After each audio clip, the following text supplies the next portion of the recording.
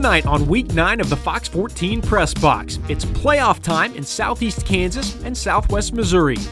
The Joplin Eagles begin district play at home against Lee's Summit. Carl Junction begins the postseason with a home date against Hillcrest. The McDonald County Mustangs, fresh off their best regular season since the 60s, kick off the district playoffs against Monette. In Neosho, the Wildcats host a rematch with Willard, with the winner moving on to the district semifinals. In Southeast Kansas, the undefeated Girard Trojans begin their quest for a state title against Caney Valley. Frontenac hosts a Week 1 rematch with Columbus in the first round of the 3A bracket. And the Pittsburgh Purple Dragons hit the field against KC Turner, hoping to earn their shot at a regional championship. This is the four states' only 30-minute high school football highlight show. This is Week 9 of the Fox 14 Press Box, and it starts right now.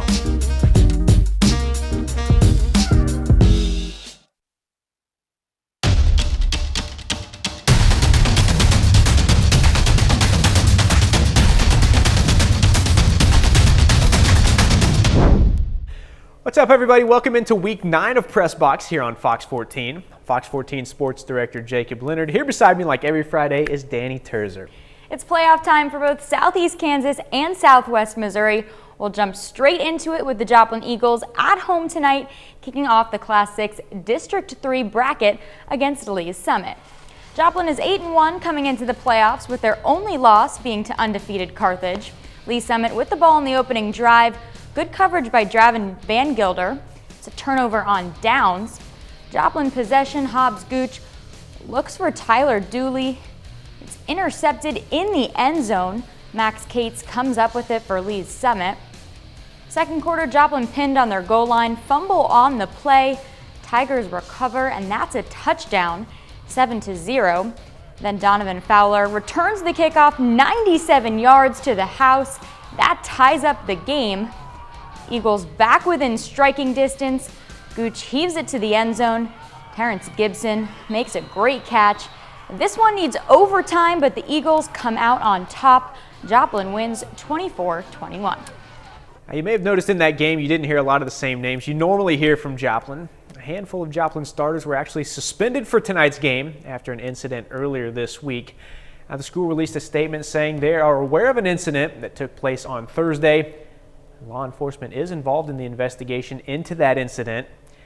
They did not go into detail on what that incident was or if those players will miss any more time.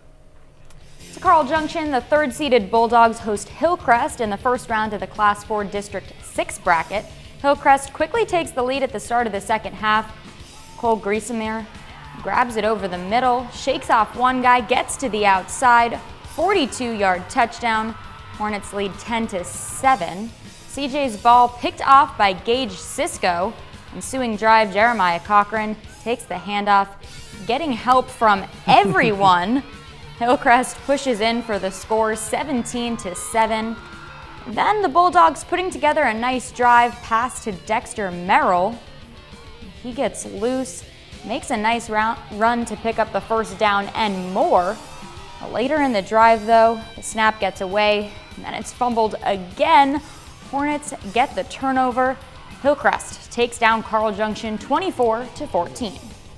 Moving on to Southeast Kansas, the Pittsburgh Purple Dragons kick off the postseason with a home game against KC Turner. Now, Pittsburgh is 5-3 heading into the 5A playoffs, but they do have some momentum, winning 4 of their last 5.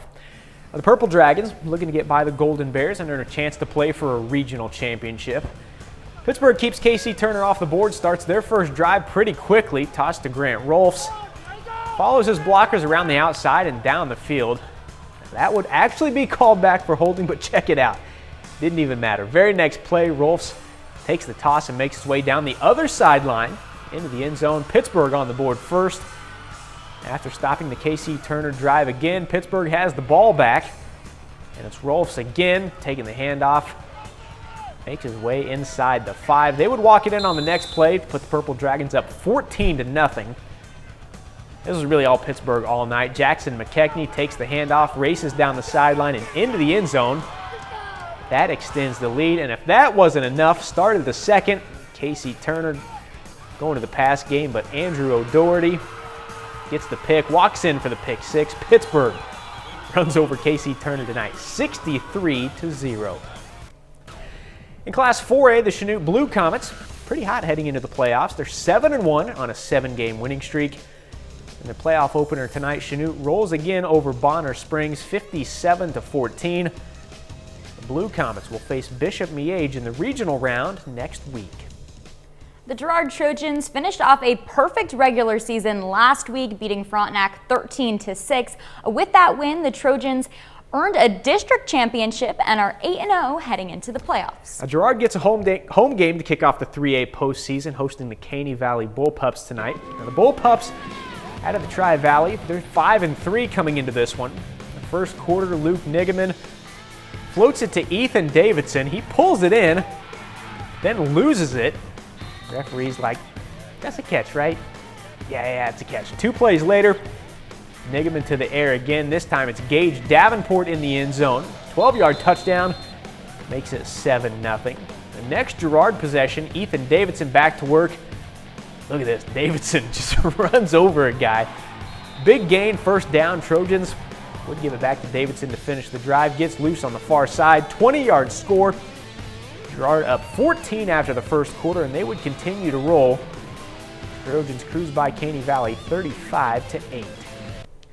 Girard gets the winner of this one for a regional title next week. Parsons tries to push its winning streak to 4 games in the first round against Prairie View. The Vikings win a tight one, 28-26. Parsons faces undefeated Girard for a regional title next week. Well, it's always fun when these two play. Columbus and Frontenac squaring off in the first round of the 3A playoffs. You're like, why is it so dark? They had lights out, all right. Raiders up in the third. 4th down for Columbus. Cruz Blair gets back there before they can get off the double pass.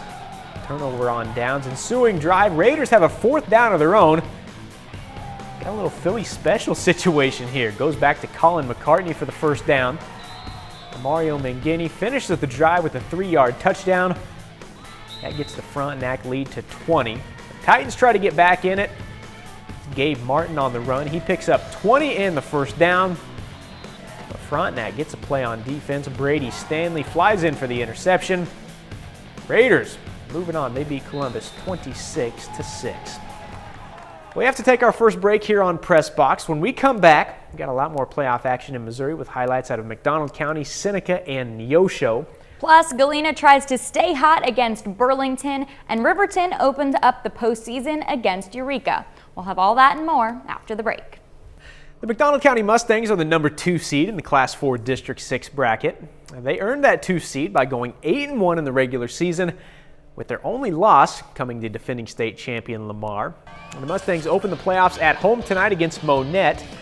The winner gets Hillcrest in the district semifinals. Early on, Cole Martin goes to the air, finds Jack Parnell. Parnell does the rest, cruises in for the score. It's 7-0 home team. Then the Mustangs did a play on defense. Jared Mora comes up with the interception. A little return down the far sideline from Mora, and that sets up this. Martin keeps it, finishes the drive with a touchdown. McDonald County gets the lead to double digits. Now to the second quarter, Martin and the Mustangs sticking with the pass game. Destin Dowd on the far side, all alone in the end zone for the long score. And check this one out. Martin goes back to Jack Parnell. Airing this one out here. Parnell makes a great contested grab in the end zone. All McDonald County tonight, they shut out Monette 35-0. Class 4 District 7 quarterfinal here. Nevada sits at 7-2 coming into the playoffs, hosting the KC East Bears. Tigers put 60 on them. Nevada rolls 64-6. Nevada now faces Bolivar in the district semifinals next week. The Seneca Indians finished a 5-4 record in the regular season, earning the number 4 seed in the Class 3 District 6 bracket. The Indians get to play at home in the district quarterfinals this evening, hosting the Buffalo Bison. Seneca tries to win a playoff game for the 5th consecutive year and claim a spot in the district semifinals. Picking this up in the second quarter, Bison go for it on 4th down, but Connor Ackerson is there to force the turnover on downs. Seneca takes over. Ethan Fritchie tries to take it himself. but Alex Richardson breaks in for the tackle for a loss. Later in the second, Schwenke throws it for Cameron Portis, who makes the nice one-handed grab for Buffalo. And then clock winding down in the first half, Buffalo tries for the Hail Mary, but Tanner Nevsvold delivers the strip sack. Indians get their hands on it. They take it all the way back for the defensive touchdown. And that makes it 32-8 Seneca. Second half here, Fritchie rolls out, throws a dime to Gabe Commons for the first down. Seneca punches it in on the Jackson Graham touchdown to pad the lead. That makes it 40-8. The Bison take back over. Someone forgot to block Lincoln Renfro. He flies in for the sack. Seneca picks up the playoff win, 40-16. Other side of Class 3 District 6, Cassville on the road against Mountain Grove. The winner faces Hollister next week. Then the first, Panther quarterback Tyson Elliott keeps it. Goes 22 yards. He's taken down just before the end zone. Next play, though, he keeps it again, and this time he scores. Panthers up 7-0. On to the second quarter now. Wildcats throwing it in the rain. Cutter Hicks finds Jake Anthonez for the touchdown. Unable to score on that drive, but just before half, it's that same connection again. 33-yard touchdown here. Ties it. Mountain Grove, though, pulls away with it in the second half, winning 21-7. Well, the Neosho Wildcats won one game in the regular season, beating Willard 21-14. Well, that's the not-so-great news. The good news is that even with just one win, Neosho still earned a home game to begin the Class 5 District 6 playoffs. And guess who they get? It's Willard. The Tigers are back in town. The winner of this one gets the lucky prize of going to Carthage next week. Couple minutes into it, Quentin Hughes drops back. Throws a bomb downfield to Isaiah Green. That gets Neosho to about the 5. And Jared Seiler finishes the drive up the middle for the score. Wildcats up 7-0. Now later on in the first, Willard takes over. Kenyon Nixon, the nice throw, finds Brett Hall. Then a couple plays later, Marcus Duncan fights through the block, gets the sack. That backs Willard up a little bit, but it doesn't matter. Willard keeps driving. Handoff here goes to Owen Bushnell. 10-yard rushing score. Ties it up at 7. And we'll stick around in the first. Neosho has it near the 50. Play breaks up. Hughes scrambles, but Willard catches him. Alex West gets the sack, and Willard pours it on late. They end the Wildcats season winning 56-35. Class 2 District 4, the East Newton Patriots at home in the first round against El Dorado Springs. East Newton take care of business 41-6. Patriots move on to face the top-seeded, undefeated Lamar Tigers in the district semifinals next week. The Diamond Wildcats and Sarcoxie Bears met just 2 weeks ago in the regular season, with Diamond coming out on top 28-14 on senior night. Those same two teams meet again tonight, with only one of them moving on to play next week. Diamond and Sarcoxie hit the field this evening in the Class 1 District 4 quarterfinals. Hunter Schallenberger takes the snap and is on the move quickly down the field, taking it all the way to the house. The Wildcats take their first lead in the second quarter, 7-6. Still in the second, Noah Garrison takes the handoff, gets downfield with a stiff arm to add to the Bears' lead. It's 14-7. And then with 4 seconds left until half, Blake Heckmaster takes it in for the score. That makes it 20-7. Sarcoxie tries for 2 and gets it. Bears go the breakup 22-7. They would go on to finish it 28-13. And the Bears will face Marionville in the district semifinals next Friday. We'll jump back into Kansas playoff action when we come back with highlights out of Galena and Riverton, plus a big one tonight in Northeast Oklahoma between Quapaw and Fairland. As we go to the break, though, here are a few more district playoff scores from Southwest Missouri.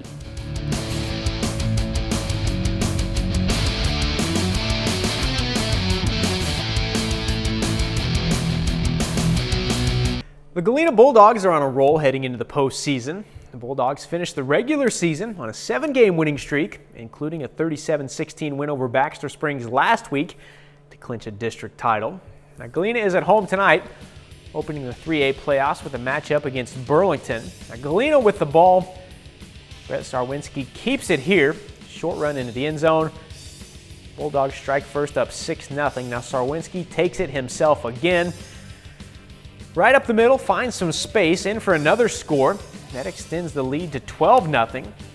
The second quarter, Sarwinski will go to the air now, connects with Zane Turner.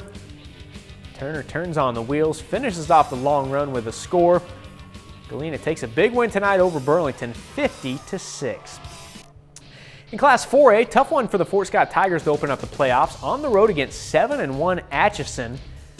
This was a good one. Fort Scott fought all night, but unable to get the upset, falling 14-6. Tigers finished the year with a 1-8 overall record. A playoff opener in Riverton between the Rams and the Eureka Tornadoes. Late in the first quarter, Rams get on the board. Derek Larison gets in for the score. 2-point conversion is good, 8-0 Rams. They hang on to that lead through the first half, then Lake Crowder jumps in front of the Eureka receiver for the interception. He carries it inside the 10 before getting taken down. The Rams turn that into points a few plays later.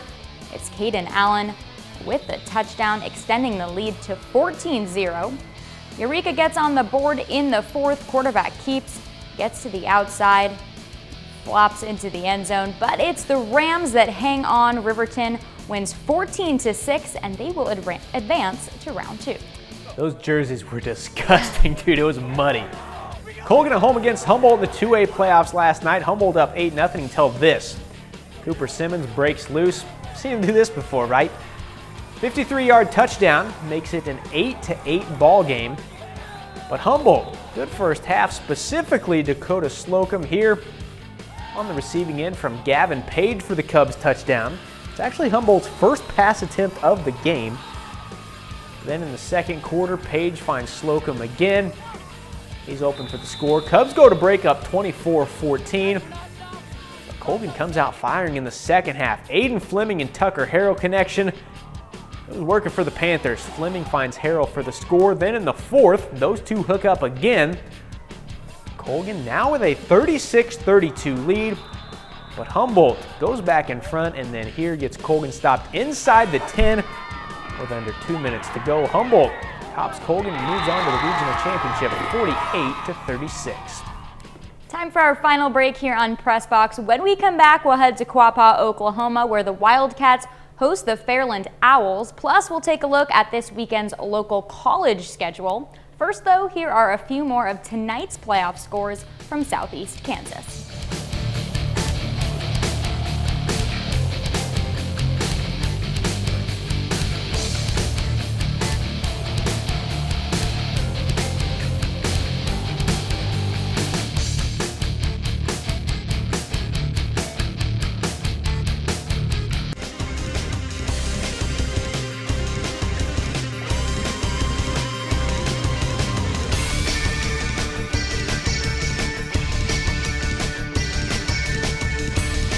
Welcome back to our final segment here tonight on Pressbox. It's time to go to Oklahoma now with a big game this evening in Quapaw. The Wildcats have won back-to-back games and are 6-2 in their first 8. Quapaw tries to stay rolling tonight against the 5-3 Owls. Wildcats already up 6-0 in the second. Owls trying to get on the board. The handoff to Andy Bradbrook. He dives into the end zone. That gives Fairland the 8-6 lead. Quapaw now, Zane Stand runs the ball to the outside. He's able to make it into the end zone, so that's another lead change. Wildcats up 12-8. Then Boone Perryman finds Markeen Webb. He takes a hit but hangs on, tied at 14. Nearing the end of the second quarter, Preston Thomason with the touchdown run, tripped up, but he gets in for the score. Wildcats leading at half, and Quapaw finishes it out 31-14. Quapaw always has the coolest jerseys, man. Commerce Tigers 6-2 this season, winners of 4 in a row. They're at home tonight facing Oklahoma Union.